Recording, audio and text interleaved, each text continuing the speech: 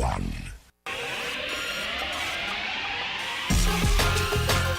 And now, live in studio, cutting through your typical media nonsense and offering you a rational and unbiased perspective on current events and life in Tampa Bay. He's a successful entrepreneur, published author, top listing agent, a real estate and finance expert that goes to bat for you every day as a consumer advocate. Your host and the consumer quarterback, Brandon Rhymes. Hello and welcome, everyone. This is the Consumer Quarterback Show with Brandon Rhymes. I'm not Brandon Rhymes. Brandon is out today.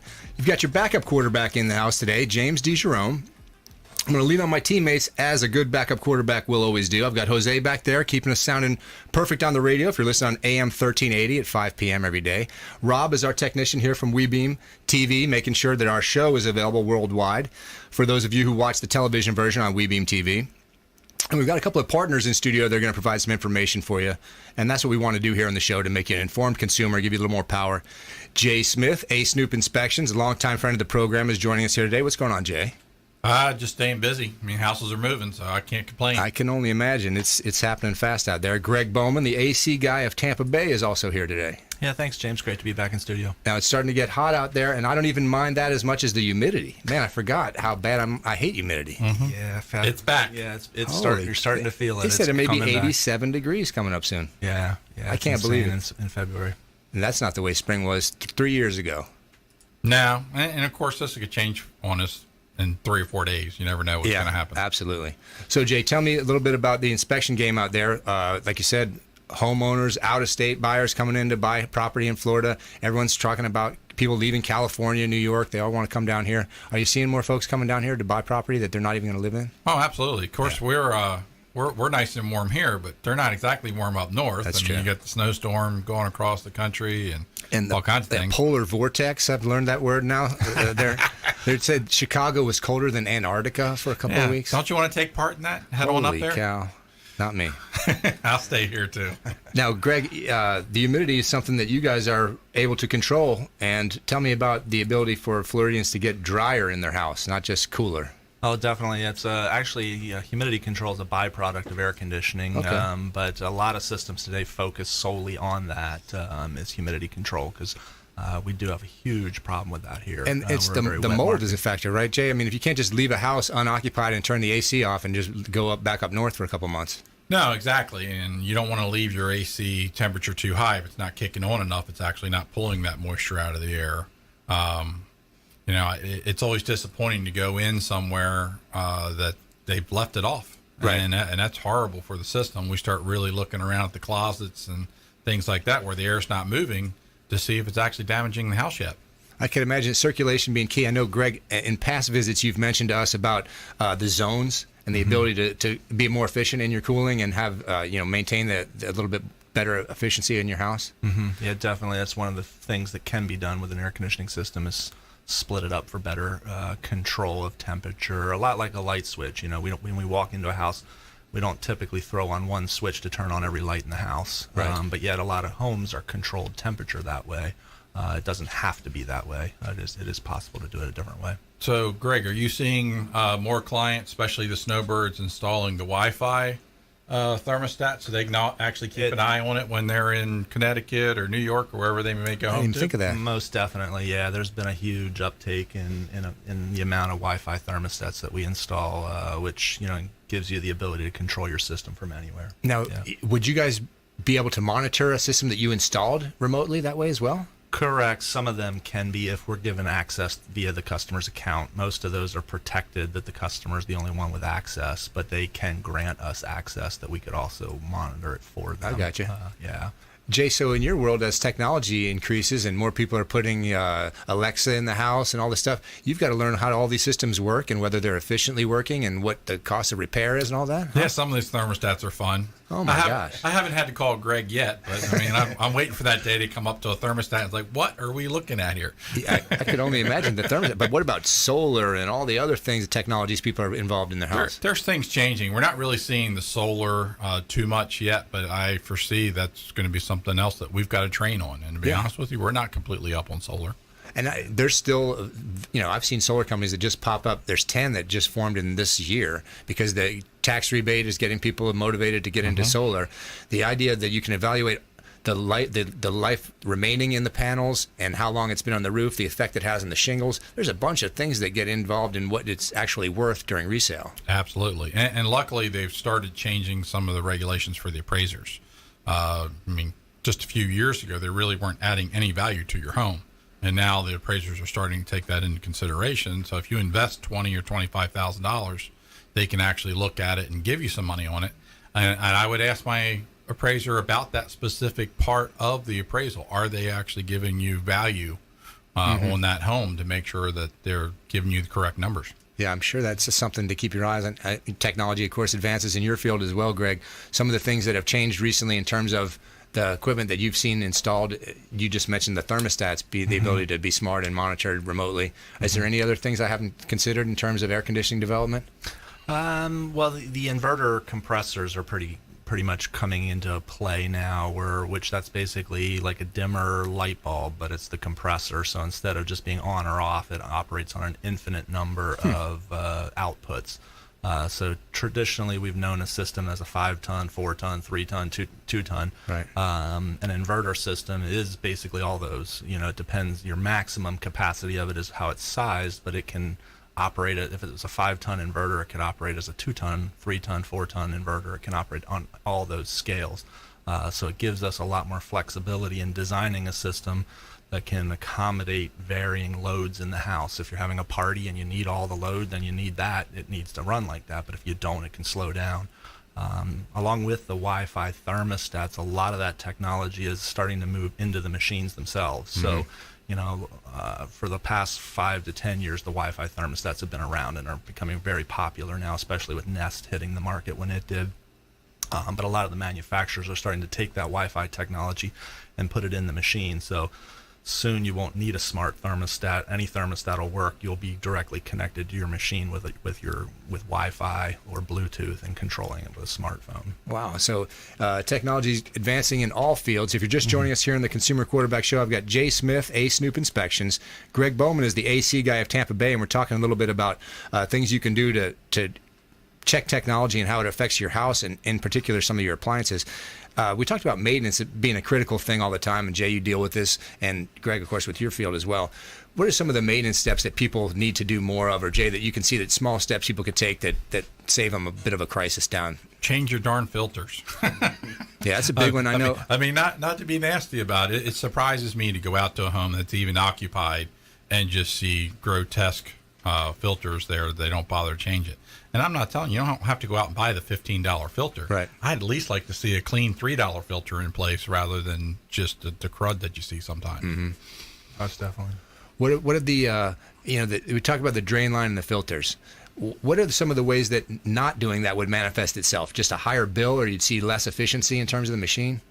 Yeah, definitely less efficient. Dirty filters are a huge contributor to increasing energy costs, but dirty filters indicate that what the dirt got by those filters. When a filter gets dirty, dirt is getting by that filter, pulling around the edges of it. I got you. The unit's trying to breathe, and if it's a restricted filter, it's going to find a way to breathe, and it'll pull dirt around the edges and everything else. Then the coil becomes the next filter in the system. Once that coil starts to load with dirt, you have all kinds of problems. Failed compressors, higher energy costs, motor failures from dirt buildup. The filter change is a very critical point, but also an annual inspection, just staying on top of your equipment, making sure things aren't going wrong. Maintenance really is there's really no cost to maintenance. You're already paying for it if you're not doing it. If you're not doing it, your electric bill is already higher, and you're already paying the cost of maintenance. Yeah, that's an interesting way to look at it. You're paying for it one way or another. Correct. So you either decide to not do it and pay the power company and higher bills and more failures of your machine, or just spend a little bit of money in doing the maintenance and make your machine last longer, have fewer failures, and lower power bills. Well, that's what we're here for on the Consumer Quarterback Show. We're trying to give you a little bit of knowledge that'll help you save some money or empower you as a consumer.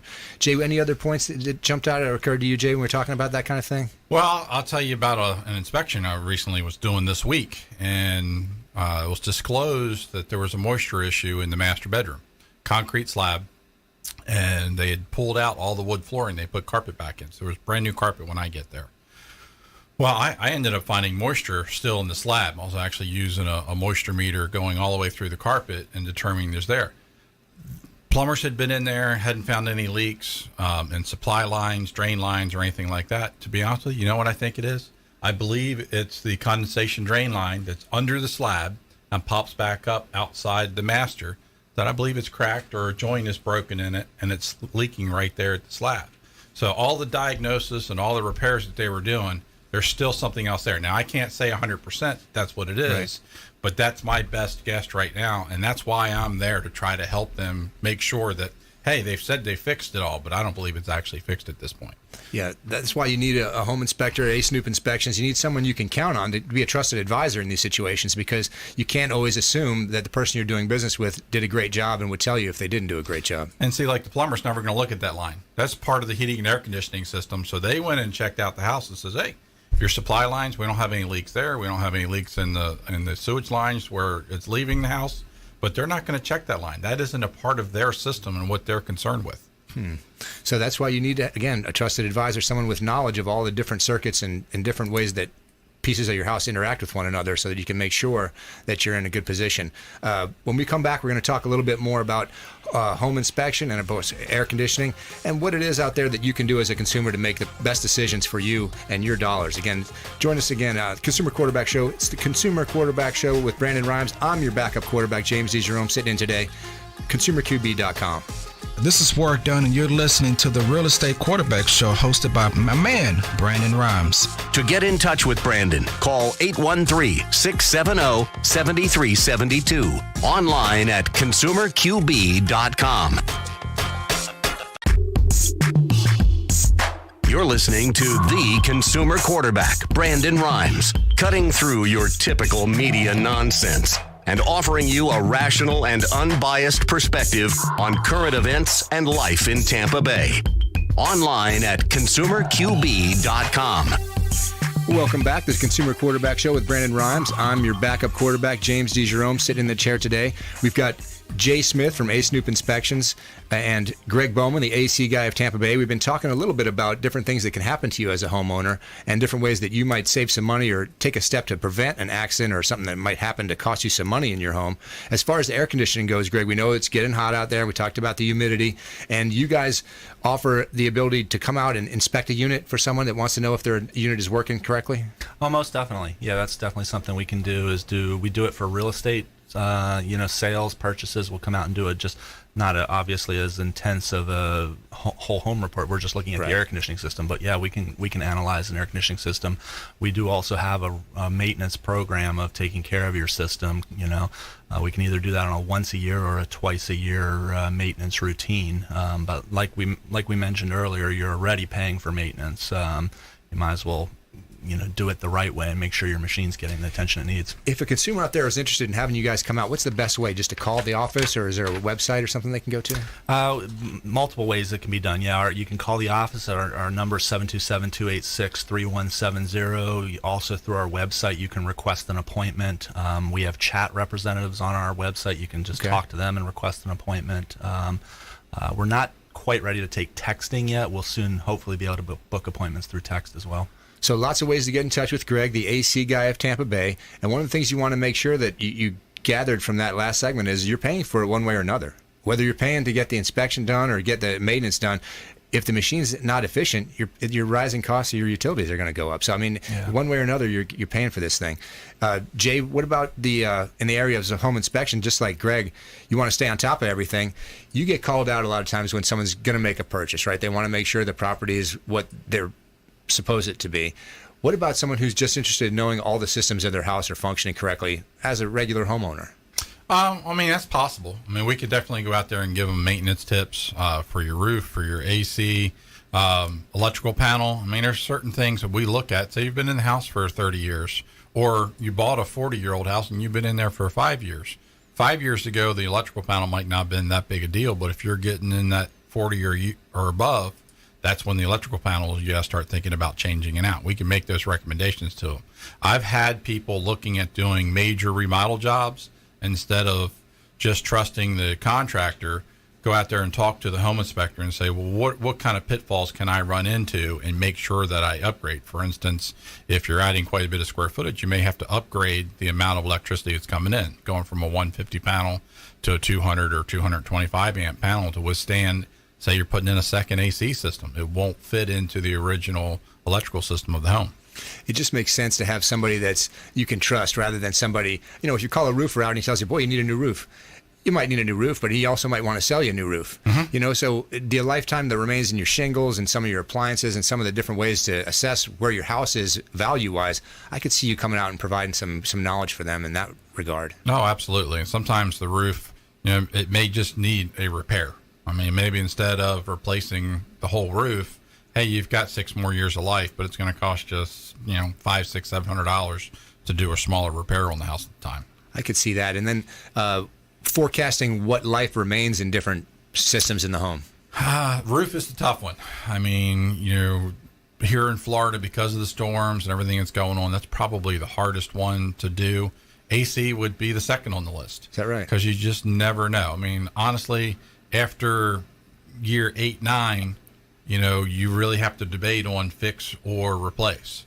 And it all depends on exactly what your problem. So that's when we're kind of dependent on the AC guys to give them the best advice in that situation. And Greg, you got to kind of figure out what life you can save in that machine and then versus the cost of a new one. Yeah, we have what we call our 5,000 rule.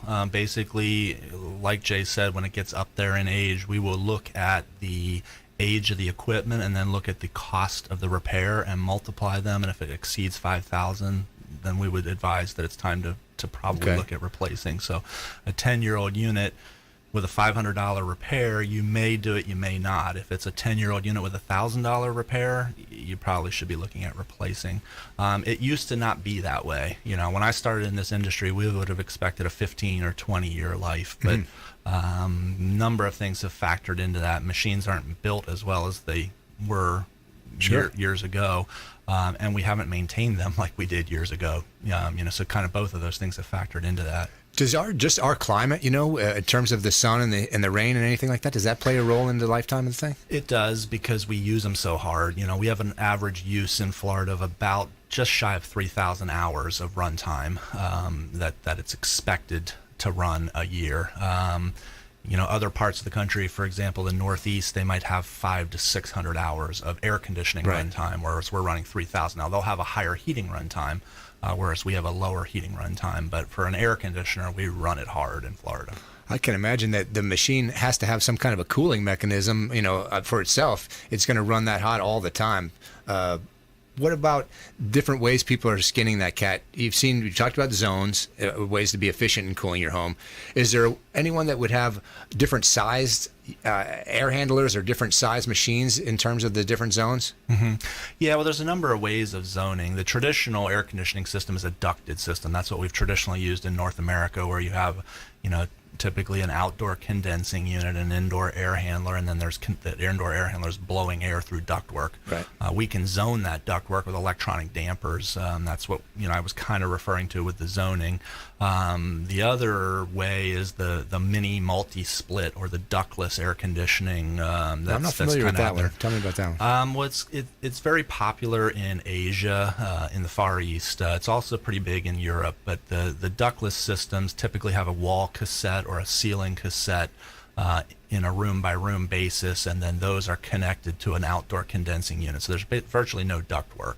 Now, that has been hybridized. There are systems that combine air handlers with ductwork as well as the ductless portions, and there's still a ductless system. So it's not always that way, but it allows you to break it up zone by zone. So you could have a wall cassette in the master bedroom where you could keep it at 68 degrees at night. You could have a ceiling cassette, which is, kind of fits in the ceiling and disappears, hides up there. In the living room where you could keep it at 75. You could have a floor console in the kitchen hiding under a table that would keep the kitchen at whatever temperature you wanted there. So you can do it all kinds of ways like that. Now, oftentimes I've heard air conditioning companies advertise the duct cleaning as a service. How often do you run into a need for someone, you run into a system that needs a duct cleaning? It's hard to say on that. The challenge we have in the state of Florida is a lot of our ductwork is not metal. Metal ductwork is typically what you see when you see the duct cleaning pictures.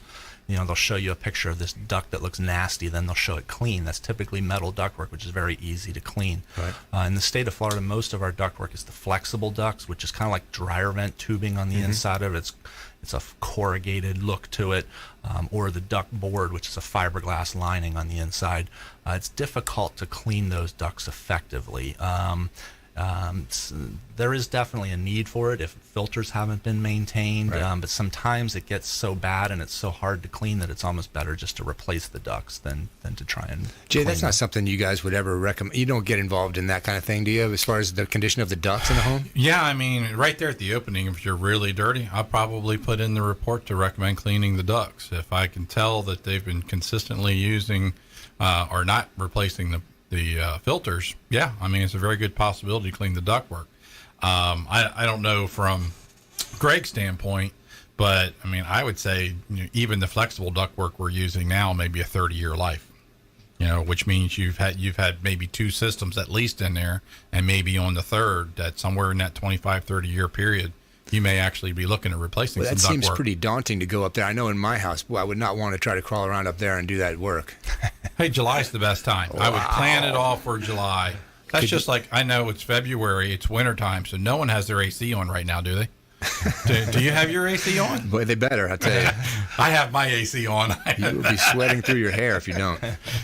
But I can't. But yeah, that job. Boy, I would hate to be the person that has to get up there and clean those ducts. Man, they must be a machine, huh? They probably. Well, Yeah, they do have machines for you want a it. quick story? Yeah. I was doing a limited inspection on a house, and they had a raccoon problem in there.